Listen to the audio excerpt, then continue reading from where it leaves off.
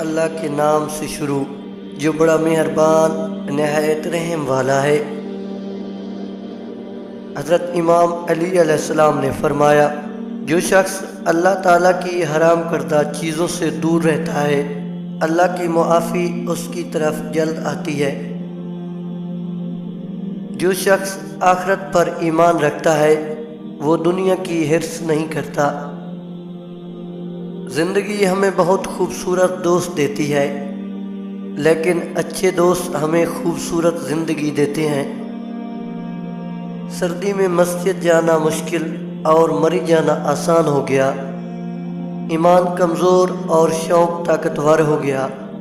اللہ ہم سب کو نماز کی توفیق عطا فرمائے، آمین۔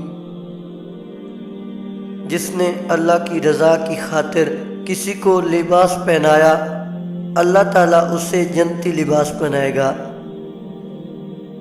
اگر موت کے بعد اپنی مرضی کی زندگی گزارنا چاہتے ہو تو موت سے پہلے اپنے رب کی مرضی کی زندگی گزار لو۔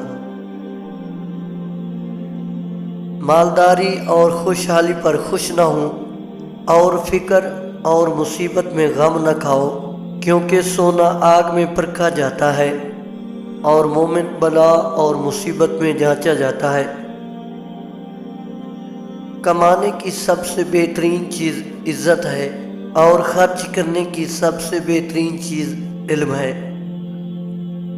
میرے نزدیک عورت کو دیا جانے والا سب سے بہترین تحفہ عزت ہے۔ جو کوئی نیکی لے کر آئے گا اسے اس سے بہتر بدلہ ملے گا۔ تنہا چلنا شروع کرو تو اللہ ہر راستے میں تھام لیتا ہے۔ یہ تمہاری کیا حالت ہے کہ تھوڑی سی دنیا پا کر خوش ہونے لگتے ہو اور آخرت کے بیشتر حصہ سے محرومی تمہیں غمزدہ نہیں کرتی؟ خوشی میں کوئی وعدہ نہ کرو اور جذبات میں کوئی فیصلہ نہ کرو۔ حرام کاموں سے نفس کو روکنا بھی صبر کی دوسری قسم ہے۔ ایک اچھا دوست ساتھ ہو تو ہزار برے وقت یوں ہی گزر جاتے ہیں۔ کوئی تم سے بھلائی کی امید رکھے تو اس سے مایوس مت کرو، کیونکہ لوگوں کی ضروریات کا تم سے وابستہ ہونا تم پر اللہ کی عنایت ہے۔ لوگوں کا کیا ہے، لوگ تو زمین پر بیٹھ کر چاند پر داغ کی تہمت لگا دیتے ہیں۔ تم کسی شخص کے اندر کی حقیقت کو کبھی نہیں جان سکتے۔ تم کو کیا خبر کہ یہ مسکرانے والے خدا کے روبرو کتنا روتے ہیں۔